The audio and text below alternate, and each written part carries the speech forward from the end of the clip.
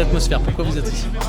Parce que j'aime bien Diodo, j'aime bien son humour et puis j'aime bien le personnage aussi, même s'il est controversé.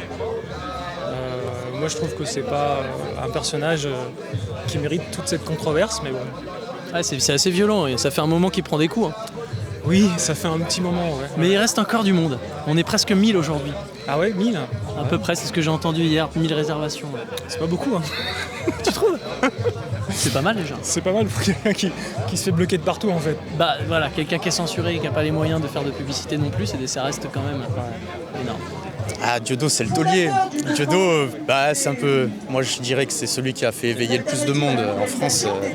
Parce qu'avant de tomber chez Soral ou chez Contre-Culture, tu tombes d'abord sur Dieudonné en général. Et après, de fil en aiguille, tu t'intéresses un peu à ce monde-là, tout ça. Mais Dieudonné, c'est vraiment... C'est le taulier et puis c'est un peu l'emblème de la persécution en France, quoi. Je veux dire, il n'y a pas plus diabolisé que lui, et je dirais... Bien que Dieudonné soit totalement boycotté des réseaux sociaux, il rassemble toujours autant et ça, un coup de chapeau. Hein. C'est assez impressionnant. C'est super, vraiment, de voir qu'il y a une communauté fidèle malgré les attaques perpétuelles. Ouais, c'est clair. Et puis tous les gens aussi, ses amis qui sont devenus ses ennemis et tout le bordel, enfin tu connais un peu, bien sûr. Qui sont restés fidèles, beaucoup sont restés fidèles, vraiment c'est super. On peut penser ce qu'on veut de Dieudonné. Moi, je sais qu'il y a 10 ans déjà, j'avais dit Dieudonné pourra dire ce qu'il veut sur moi. Moi, je cracherai jamais sur lui, quoi, vu le travail qu'il a fait et vu le génie, parce qu'il a du génie, cet homme-là. Donc, c'est malheureux qu'il ait subi toutes ces persécutions que moi-même on a subi. Il est toujours là, d'ailleurs, on l'entend, là, tu vois. Donc, malgré tout. On lui tire notre chapeau pour sa détermination et son courage. Évidemment. C'est l'aura qui dégage autour qui arrive à fédérer à lui-même. Mais pas lui. Lui, il n'a pas besoin d'ouvrir la bouche pour se fédérer à lui. Quoi. C'est impressionnant. Pose un pied sur scène, ça y est. Ah ouais. Les arbres, ils ont tremblé. On était là-dedans, j'étais oh, laisse-moi rouler. Ah ouais, dès qu'il est arrivé sur scène, ouais. C'est ça, c'est le personnage. Mais c'est un plaisir. On a senti que Diodo il était un peu chaud aujourd'hui, ce soir. Il était Ouais, il était un peu chaud. Qu'est-ce qui te fait dire ça ? Ouais, il était comme d'hab dans un provoque un peu limite, mais tu vois, après on aime ça. C'est ça qu'on est venu chercher. C'est ça qu'on est venu chercher, c'est ça. Exactement. Ça sortait plus, hein. Va chercher les 5 euros. Yo-yo, va rechercher les 5 euros. J'ai dit, mais maman, il est parti avec. Elle m'a dit, c'est un acte antisémite, appelle la LICRA, on va porter plainte. Alors, c'est comment l'ambiance là ? C'est plutôt une belle ambiance, c'est ambiance bon enfant.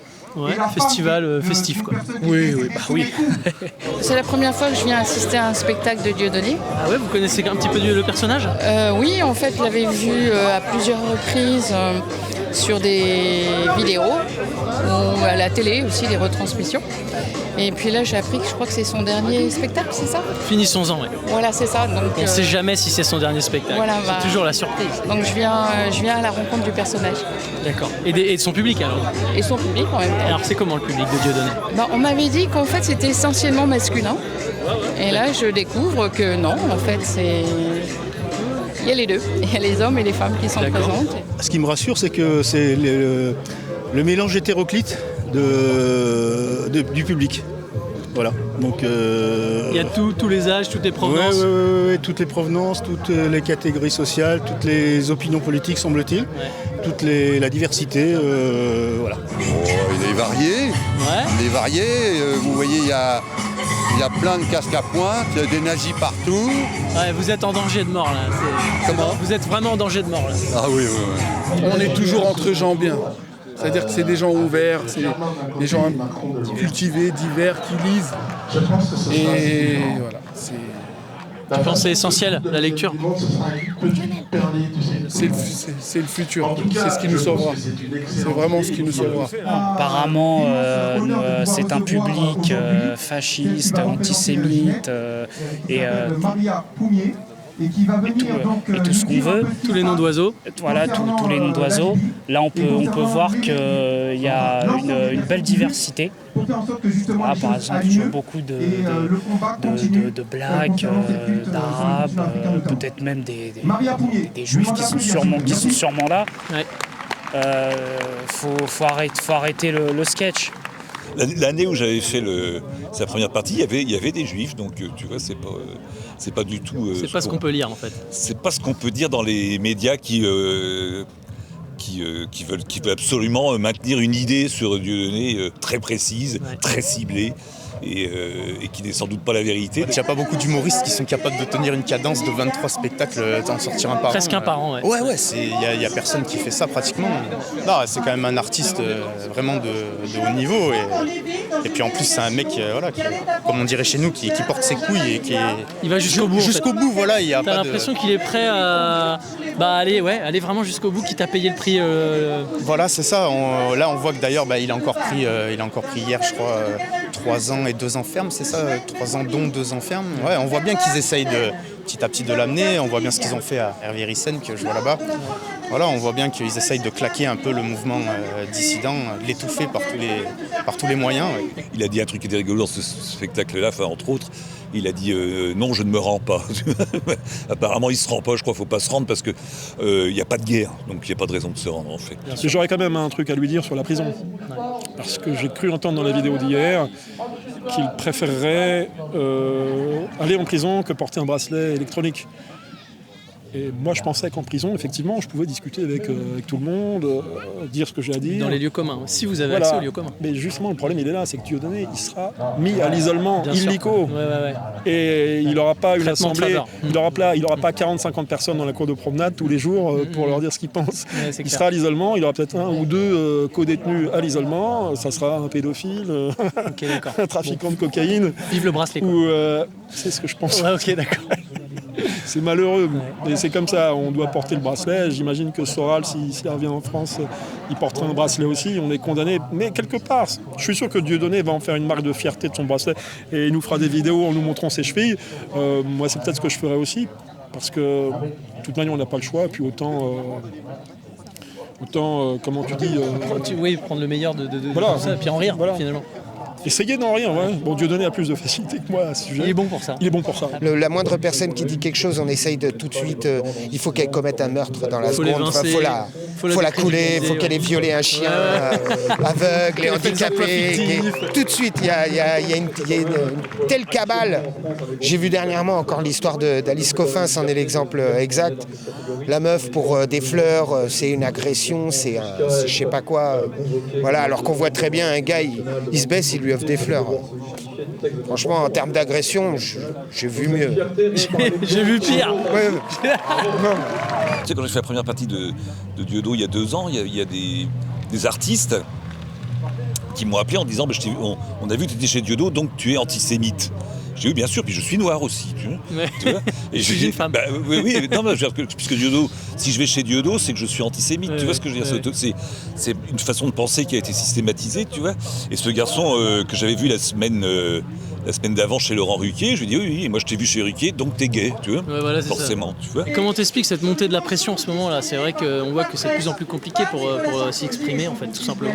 Moi, je pense que la montée, elle vient surtout parce que les gens en ont plein le cul et qu'ils sentent bien que ça commence à chauffer, donc il vaut mieux tous nous censurer et nous faire peur, nous intimider, plutôt que peut-être qu'on arrive à fédérer des mouvements un peu de foule et de gens. Tu penses que la structure est pas si solide qu'elle le dit? Leur structure à eux? Ouais. Ils sont solides dans le sens où, bien sûr, ils tiennent beaucoup les rênes, tout ça, mais ils ont les moyens. Ils ont les moyens, ils ont la télé, ils ont tout ce qu'il faut, mais on voit bien là avec les bourdes qu'ils font, justement, en envoyant des camarades en prison, parce que là on envoie Ryssen, mais il y a aussi des camarades, des gens lambda qui se retrouvent en prison pour un tweet. Centaines de gilets jaunes. Voilà, des centaines de gilets jaunes déjà.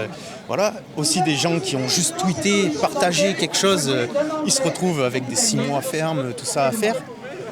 Je sais pas si vraiment ça va dans leur sens, tu vois ce que je veux dire. Est-ce que quelque part ça éveille pas les gens en faisant ça? Est-ce que les gens ils se disent pas, lui, après un tweet, qu'est-ce qu'il fait en prison, quoi, je veux dire? On dit tout le temps, on est liberté, bon, on voit ce que ça donne, égalité.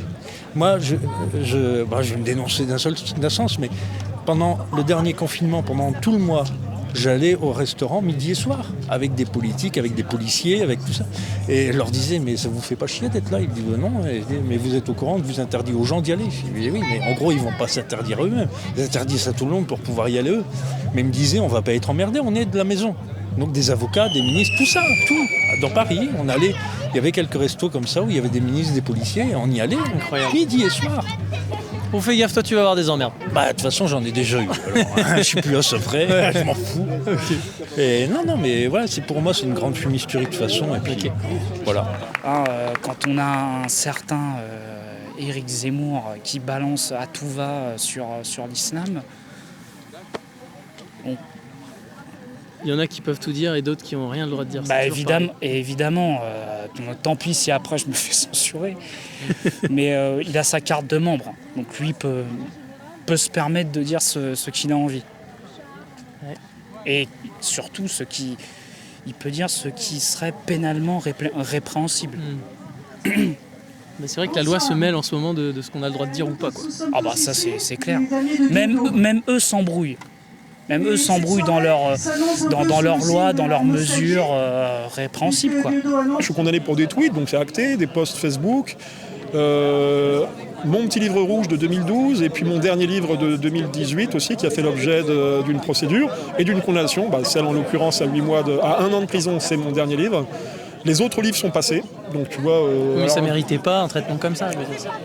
Mais ça dépend comment tu vois les choses. Pour eux, ça mérite un traitement comme ça, puisque tu vois bien, regarde les réactions de Claude Posternac face au général de Lavarde. Pour lui, c'est impensable de considérer qu'il y a un complot, qu'il y ait une communauté ou une autre qui dirige les médias. Donc pour eux, c'est le totalitarisme. Ça, tu mérites une condamnation ferme, si possible. Ils nous le disent à peu près clairement, enfin en tout cas ils nous le font comprendre. Quand je dis ils, c'est pas que la communauté en question, c'est disons les gens qui détiennent le pouvoir, quelle que soit leur religion, quelle que soit leur race. Tu vois, je suis consensuel. Je fais très attention à ce que je dis. Certains, pas tous. Ouais, je comprends. Ouais. Donc, mais moi, voilà, j'en ai pris plein la gueule. Je crois que j'ai 20 condamnations, là, dont 17 pour ce qu'on appelle provocation à la haine raciale. Moi, je suis allé en tôle pour 17 condamnations de provocation à la haine raciale, alors qu'en fait, je suis pas raciste au stricto sensus du terme, tu vois. Mais le fait est, c'est que...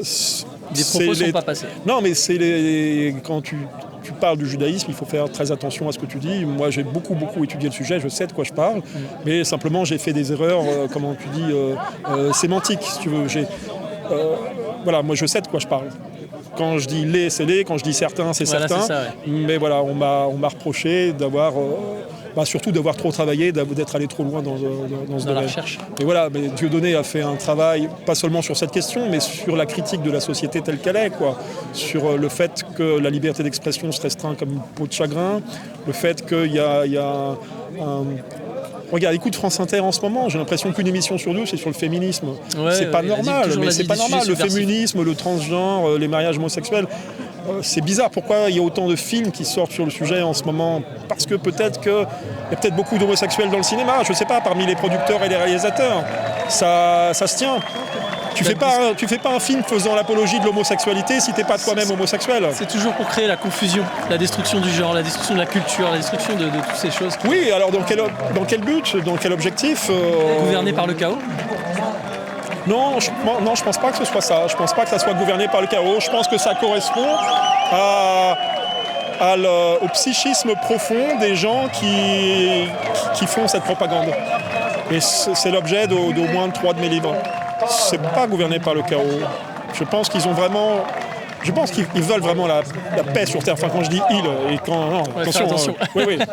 Non, je pense qu'il y a vraiment un projet de... Je pense qu'il y a vraiment chez certaines personnes cette idée qui sont dans le bon, dans le bien, dans le vrai, et que tous les peuples doivent se mélanger, les frontières doivent disparaître, et que tout sera bien quand les méchants fachos, quand les méchants racistes, quand les méchants antisémites seront tous anéantis. Voilà, je pense qu'il y a un projet. Il y a un projet d'égalité, c'est le fanatisme égalitaire, qui consiste à détruire toute différence entre les classes sociales, c'était le marxisme, entre les races, plus de religion, entre les sexes, plus d'hommes, plus de femmes, l'homme peut être une femme, la femme peut être un homme, etc. Il y a un projet de paix sur Terre, d'une paix globale, et je pense que c'est précisément l'essence du totalitarisme, elle est là. Quoi. Voilà. J'ai plutôt l'impression qu'en déconstruisant tout ça, on fait que souffler sur les braises de la guerre plus que créer la paix. Exactement, le fait est, c'est qu'on arrive à une société où on a l'impression qu'il y a quand même de plus en plus de tensions, parce qu'il y a quand même ce poids de la tradition. C'est quand même, l'humanité, c'est quoi? C'est 30 000 ans, 40 000 ans, je ne sais pas trop. Mais on a été élevé, si on est là, c'est qu'on a quand même eu un père et une mère, enfin pour l'immense majorité d'entre nous. C'est que voilà, mais tu vois, la nouvelle humanité que voulaient déjà créer les bolcheviks, hein, ça c'est quand même mal goupillé à la fin, non? Enfin, il me semble, hein, sur le plan historique, je suis pas sûr d'être dans le faux. Peut-être, on va dire peut-être que dans le bolchevisme, il y a eu quelques excès. Voilà, là, ça tombe pas sous le coup de la loi. Okay. Voilà, et je crois qu'hélas, cette société, c'est une société qui ressemble étrangement à la société que voulaient construire des gens qui ont un esprit un peu cosmopolite, la volonté de créer un monde de paix sur Terre. J'ai l'impression que ça se goupille mal, quoi. Je vois que depuis de nombreuses années, rien n'a changé. Tant que ces abrutis, tous ces gouvernants successifs qui n'ont de cesse de parler de la République. Il n'y en a pas un qui parle de la France. Il faudrait qu'ils nous expliquent d'abord qu'ils parlent de la France ou de la République. Parce que la République, c'est devenu une ripoублque. Voilà le problème. Et tant que... Qui ne s'étonne pas aujourd'hui que ça brûle à chaque fois dans les banlieues? Qui ne s'étonne pas? C'est normal. C'est normal. On les préfère, ces gens-là, ces moulous. On les préfère soit un balai entre les mains ou alors soit un ballon entre les pieds. C'est tout. Il n'y a pas d'intégration. C'est bidon. Alors qui ne s'étonne pas ces gouvernements qui vendent de la drogue? Parce que l'intifada est dans nos murs. Le cheval de Troie est dans nos murs. Ça, il faut le savoir. Et tant que l'éducation nationale ne mettra pas en place un système éducatif. Programme d'intégration. Un problème d'intégration pour leur dire qu'il y avait une quarantaine de rois et de reines et de princes qui ont fait de la France. Tant qu'ils n'expliqueront pas à ces rebeux que les millions et les millions de touristes viennent en France pour visiter quoi? Ils viennent visiter le château de Versailles, ils viennent visiter le château de Chambord, ils viennent visiter les merveilles. Voilà. Alors, ils vous répondront toujours, moi, je suis d'origine marocaine, mon roi c'est M6. L'Algérien, comme il a été intoxiqué par le FLN, par les parents, il dira, moi, j'ai les papiers français. Mais je suis algérien. La version de l'histoire qu'on apprend à l'école est complètement fausse. C'est très simple à prouver. Il y a plein d'exemples dans l'histoire qui montrent que l'histoire est absolument fausse. Il y a des raccourcis historiques qui font qu'on fait des erreurs historiques. Par exemple, très simplement, Louis XIV a arrêté Fouquet par jalousie et du coup il a fait Versailles sur la copie de Vol-Vicomte. C'est pas un gros mensonge, mais c'est pas la vérité. Le Versailles a été fait d'après des plans de Vol-Vicomte qui ont été faits, qui n'ont pas été retenus par Fouquet. Et ensuite, il n'a pas arrêté Fouquet parce qu'il était jaloux de la fête. Il a arrêté Fouquet pour plein de raisons, parce qu'il y a eu des raisons historiques depuis avec Colbert et Fouquet, et c'était un peu le clan qui se tirait la bourre. Et puis Louis XIV était jaloux de Fouquet parce que Fouquet draguait la maîtresse de Louis XIV. Et après, avec Jeanne d'Arc là, qui a été brûlée sur un bûcher, c'est absolument faux. En fait, Jeanne d'Arc n'a jamais été brûlée. Elle avait été, on a retrouvé ça dans les archives, comme quoi, déjà, elle n'était pas en place publique comme on le dit dans l'histoire. On voit des gravures avec tout le monde autour. Elle n'était pas en place publique. Les volets étaient tous fermés, personne n'avait le droit de venir, sinon on lui tirait dessus avec des flèches. Il y avait des archers tout autour. Quand on doit brûler quelqu'un, on ne le brûle pas vif. Déjà, ça aussi, c'est une erreur. On l'étrangle avant d'être brûlé. La soi-disant Jeanne d'Arc qui est venue avec une cagoule d'ailleurs. Hein. Personne n'avait le droit de la voir.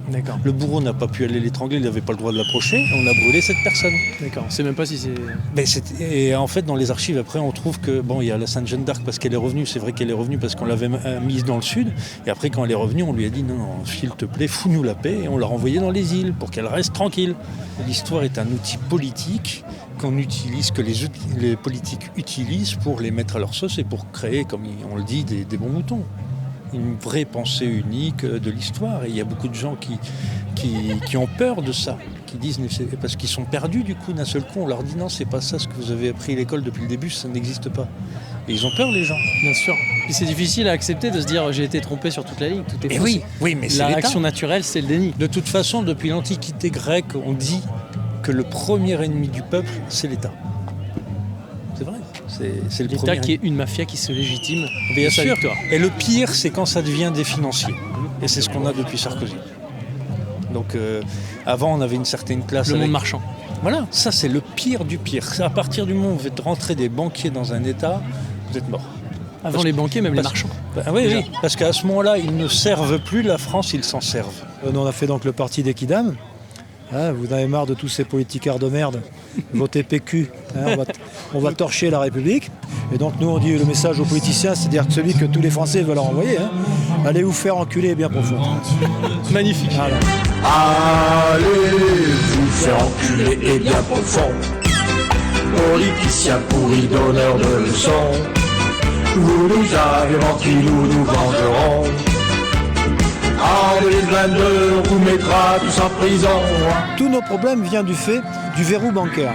On est complètement asservis, ils s'accaparent tous les fruits de notre travail et ils empêchent une véritable émancipation, comme tu dis, ou alors il faudrait tous les prendre un coup de hache dans la gueule.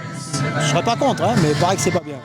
Donc il faut simplement leur empêcher de nous couper le verrou et récupérer tout ce que nous ont pris depuis 70 ans. Et ce qui est paradoxal, c'est éminemment simple en matière juridique. On leur retire leur capacité juridique, ce qui s'appelle la dissolution des banques.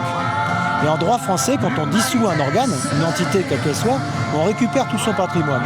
Si tu veux, il y a 12 500 milliards d'euros qui nous ont été volés par les banques depuis 70 ans.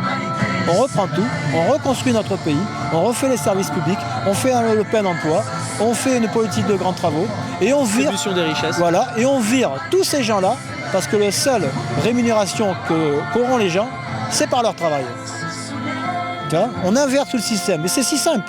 Bien sûr, quand tu dis ça, on va être attaqué, mais moi j'ai pas peur d'être attaqué.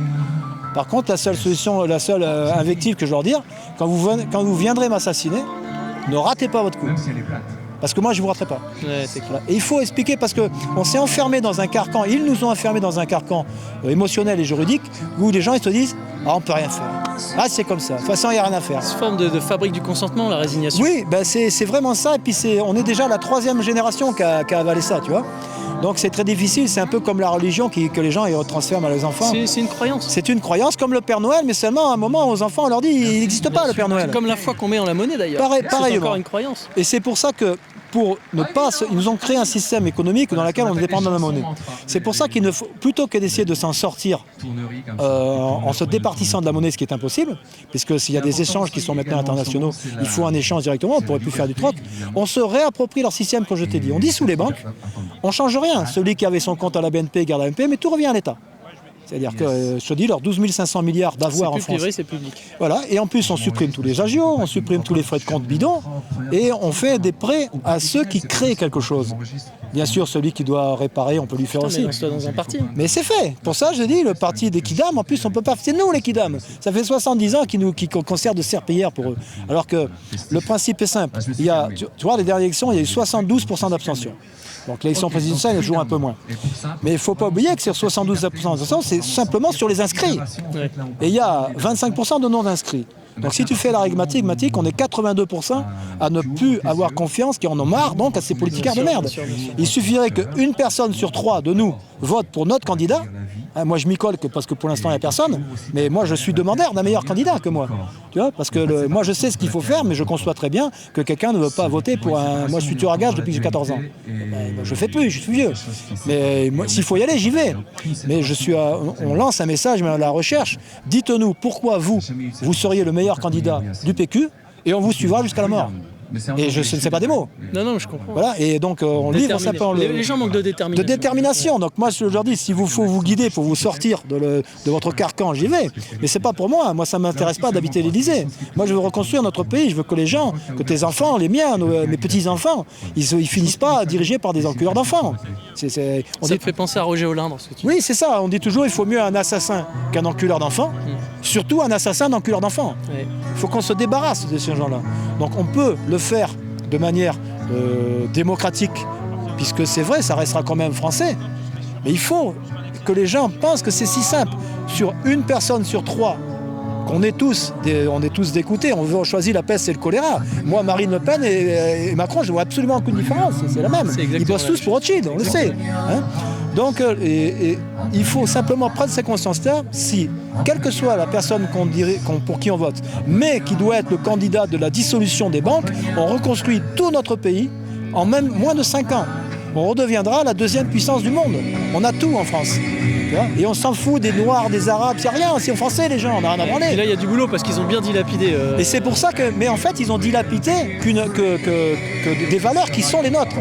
Donc on fait la dissolution des banques, parce qu'attention, la dissolution des banques, c'est simple, il n'y a plus de dette. Tu as un crédit à la banque, tu ne dois plus rien. On relance l'économie. Si tu veux, la banque, c'est l'inverse de la valorisation du travail. C'est un accaparement des richesses sans avoir travaillé. Donc on dissout les banques, il n'y a plus de dette publique, et on lui dit à la Banque Centrale Européenne, vous avez une armée ? Oui, est-ce que je lui dis, moi, directeur, est-ce que tu arrêtes tes balles de 38 avec le front ? Non ? Vas-y, on va considérer qu'on ne doit plus rien. C'est fini. On a la chance de ne pas être le Bénin ou le Yémen. Si c'est le Yémen qui dissout ses banques, ils se prennent les États-Unis, les envahissent. Nous, on ne peut pas. Premièrement, parce qu'on est un marché, ils ont besoin de nous pour vendre beaucoup de leurs saloperies. Et surtout, la France, on résiste. Et on a l'arme nucléaire. Voilà. Nous, on discute avec des personnes qui peuvent aider de l'extérieur. C'est pas trop tard, on a les outils. On a les outils, il n'est jamais trop tard du moment qu'on est déterminé. Et il ne faut pas, bien sûr, avoir peur d'y aller, parce que la peur, c'est comme la division. Et toujours, je prends l'exemple comme nous, la prison parle, parce qu'on ne se rend pas compte, les gens à l'extérieur, qu'on est une forme de prison. Dès qu'on se détache des croyances qui nous mettent dans la tête, tu ne vas pas sortir, tu vas sortir malade, non, on est vivant déjà. On va se battre avec nos armes, selon certaines règles, pour pouvoir être en paix avec soi-même. Et on peut y arriver. Moi-même, je ressens le besoin de plus en plus de me déconnecter de ce monde qui devient un monde taré. Quoi. Ouais. Moi, je me sens vraiment oppressé. Je suis quelqu'un d'hypersensible quand même et je le sens comme une atmosphère, comme une sorte d'égrégore, tu sais, quelque chose de pesant. Et puis les gens deviennent assez... C'est bizarre, mais vulgairement parlant, ils deviennent un peu énervants. Tu vois, tu sens qu'il n'y a pas de réflexion. C'est compliqué de discuter avec monsieur tout le monde, je dirais. J'ai l'impression de ne pas être sur la même sphère, tout ça. Alors au bout d'un moment... tout ça, c'est anxiogène pour moi. Je suis vraiment sidéré de voir le peu de prise de conscience de ce qui est en train de se passer en ce moment, parce qu'il se passe quand même un phénomène dit hypnotique.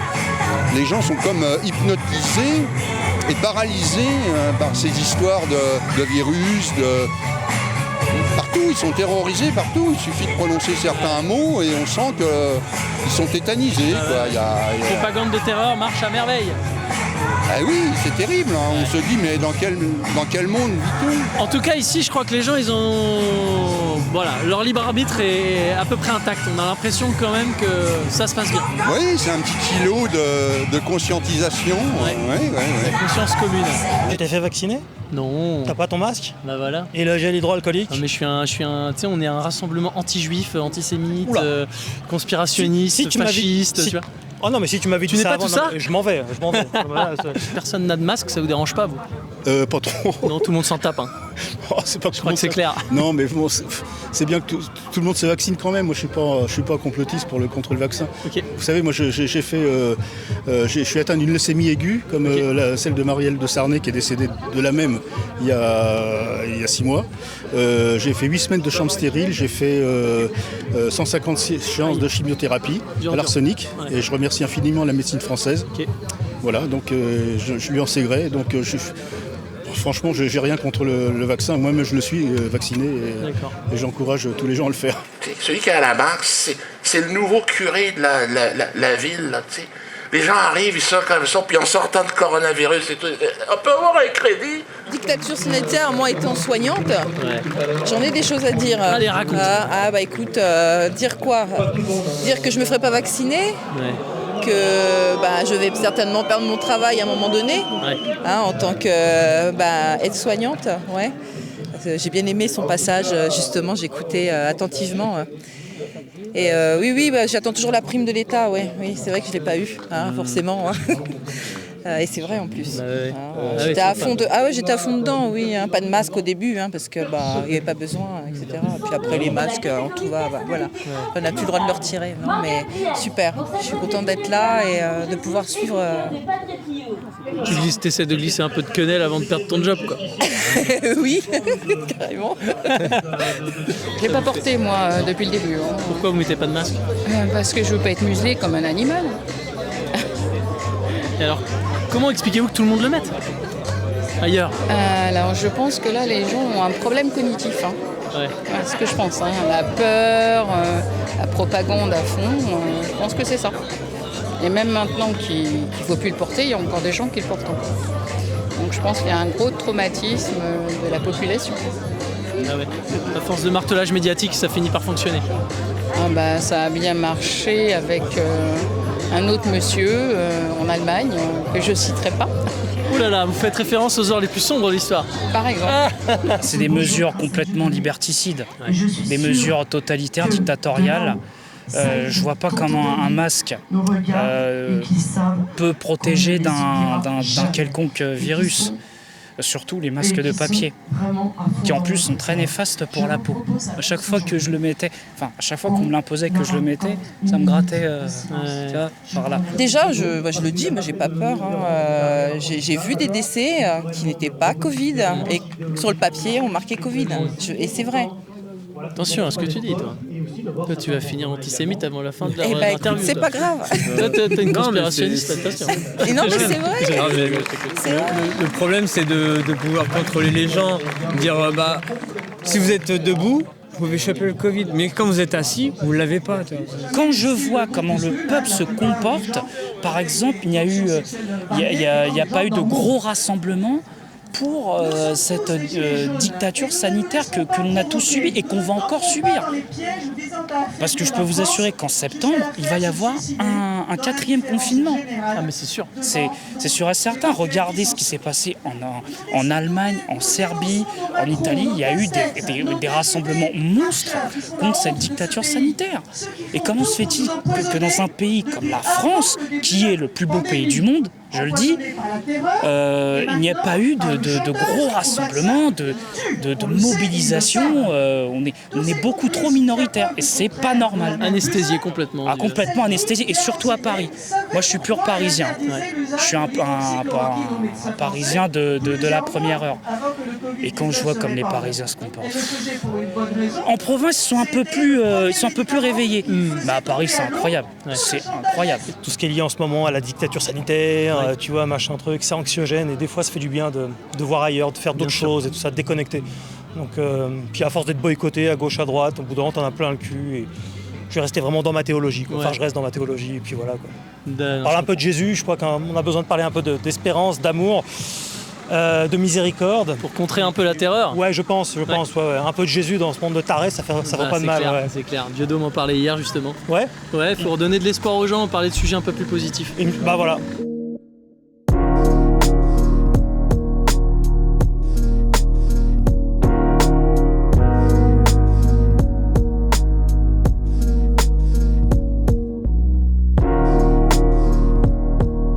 Vous êtes content? Ah bah je suis heureux, je suis fier. Ah bah là c'est la classe. Ma femme sera contente, pour une fois je leur apporte quelque chose qu'on pourra partager. Excellent. Voilà. Vous avez passé une belle journée? Ah oui, magnifique et avec un temps merveilleux, le public chaleureux. Ouais, voilà. Le top du top quoi. Voilà, c'est merveilleux. De l'amour, de l'amitié, de la gentillesse, c'est parfait. La chaleur humaine. Vous avez vu tous les spectacles de Diodo? Ah oui, moi je suis fan même bien avant qu'il soit diabolisé. J'ai toujours beaucoup aimé ce genre d'humour. Okay. Alors là on est tombé sur un vrai fan de Diodo. Donc je pense que tu peux faire une image de... Voilà, ça c'est sa collection d'ananas. Tu vois, j'ai carrément les lits du drap, la nappe de la table. Donc là, Armand, t'as de la concurrence. J'ai les torchons, la panière à pain, le distributeur à savon, tout. Donc grâce à Diodo, tu t'es transformé en ananas. Ah oui, mais partout. Et alors ça chauffe ou pas? Ouais, ça chauffe. Chaud ananas quoi. Ouais, bah dans mon lit il fait chaud en plus, donc bon, alors... avec des ananas sur les draps. Donc... Il a été corrompu en moins de 2 ans. Et corrompu ou éclairé? Oh les deux. Ah, tu vois. les deux. Non, ça fait 3 ans que je le connais, c'est mon patron qui me l'a fait découvrir. Donc, Et ton patron est pas venu avec toi? Bah non, il pouvait pas, il a de la famille chez lui. Putain, c'est cool de pouvoir triper au boulot du coup sur les blagues de Diodo. Au boulot c'est Diodo tout le temps. Ouais. Excellent. Un petit message à Diodo du coup, il va être content, tu lui dis une gentillesse. Diodo, je t'aime et tu peux compter sur moi et j'ai une petite armée. Crois-moi. Diodo, tu nous as encore gâtés aujourd'hui, tu nous gâteras toujours. Diodo, t'es une bête. Pour nous, t'es un père. Ou plus qu'un père, t'es un dieu pour nous. Là, le patron. Ah non, c'est un vrai patron. Ouais. Là, le message qu'on a lui, parce que c'est un bonhomme extraordinaire. Lui, ça aurait été un président de France. Pour nous, ça aurait été dans notre cœur. Des hommes comme ça, il en faut partout.